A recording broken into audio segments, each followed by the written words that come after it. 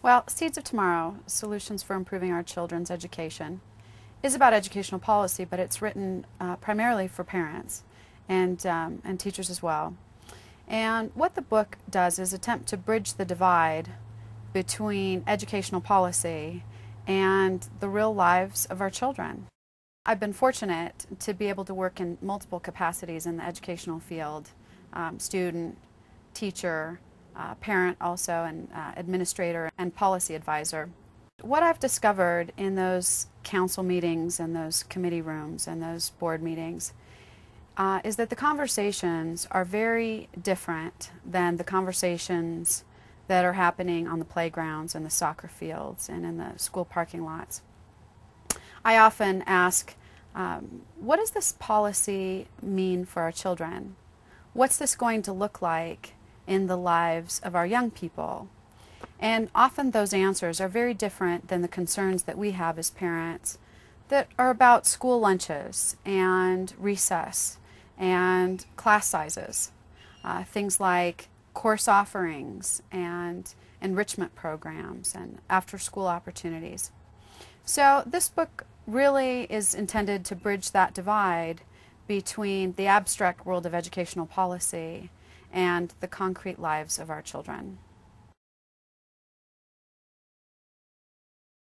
What's unique about Seeds of Tomorrow is that it's a nonfiction book that's really written like a novel.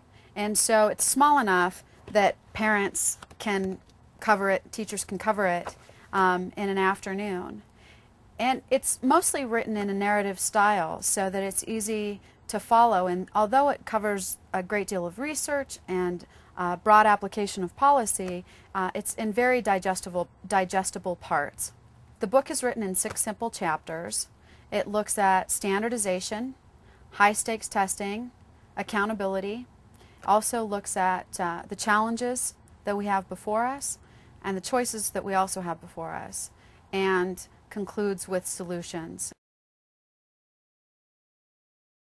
One of the premises of the book is a real challenge to standardization, because we have taken this path in terms of improving our public schools around the notion of we want every child to be thinking and learning and demonstrating that learning in the exact same fashion. And the problem with that is that we are now in a global economy and democracy, and all of those factors require not standardization, but in fact flexibility, adaptability, innovation, creativity.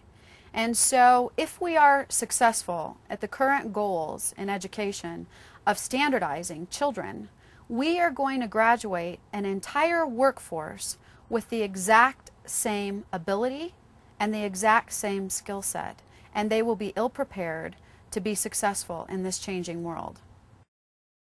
Rather than seeking a model of uniformity, if we're truly to be successful, we've got to focus on issues like differentiation, personalization, meeting those kids at the ability, at the needs where they are. That's what makes education productive and purposeful in their lives. There's a tremendous misconception about parents who oppose standardized testing.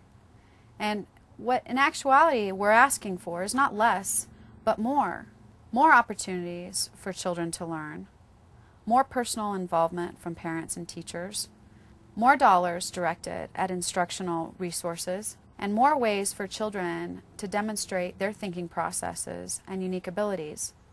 We all agree that children need to learn how to read and need to learn how to write and solve mathematical problems. Where we disagree is whether shaded bubbles and the letter C is a proper indicator of that. We have the illusion of accountability, and so what we've done is really shifted accountability over to an agency that has the authority but shares in none of the responsibility for improving those schools or educating America's children. And the other challenge is that the amount of resources that are being directed at those monitoring systems is taking time and money away from the areas that have in the past been proven to improve student achievement. So for example, resources that were once dedicated to helping students in terms of life skills or college readiness are now being directed at preparing those students to perform on a test that upon graduation they're never going to see again. Well, there's a section in the chapter of choices, and I remember when I first was looking for a school for my daughter Grace, and you know, I'm no different than any other parent. I wanted my kids in the best school, and so I began the process of looking at all the schools in the area, and then I went about interviewing the teachers. And what I learned came as a real surprise for me, because so often parents would say, oh, you've got to go to this school, this is the best school, or you've got to, you know, go over here because this is the best school. And in that process I realized that as parents we all have very different values for our children and who it is that we want them to become and what we want for their lives. And it doesn't look the same. And so a school that fits the need for this family and these parents and this child isn't necessarily going to be the right school for another family and child. And yet the entire goal in education is the one-size-fits-all approach, where we want every school looking identically. And that's just not in alignment with how we think as parents and what we value about our children. In terms of challenges to education, they're the same. They've been the same. They haven't changed. We certainly have great schools in areas. What we have, however, are enormous inequities. And we're finding that those children in areas of high poverty are not given the same opportunities that, that children in higher income areas are getting.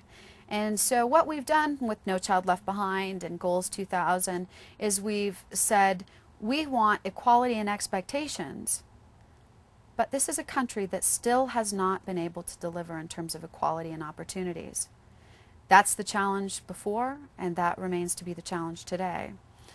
Certainly this book addresses that, and various solutions in terms of how we can begin to address that. The book, Solutions, is, I'm not going to give it away because then why would you go out and buy the book? So, but I think that the solutions will offer some surprises. The last chapter is directed at teachers, parents, students, school administrators, and policymakers. And it's not prescriptive. I mean, the book does not attempt to apply a uniform solution as politicians and policymakers have in the past. I don't know what the answer is or what's needed in terms of improving a high school in Los Angeles.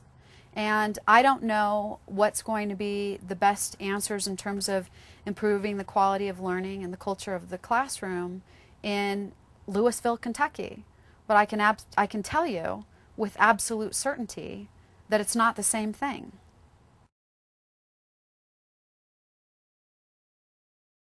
Well, when No Child Left Behind was passed in 2002, my daughter was just entering kindergarten. This fall she began middle school. And so our children can't afford for us not to get this right. I agree that change may begin with conversations, but ultimately if we're going to change the course of educational policy, it's going to mean different actions on the part of parents and teachers. Seeds of Tomorrow is written in the vein of possibility. How can we begin to adopt policies that work for our schools, that support teachers and education, but that also make sense for our children?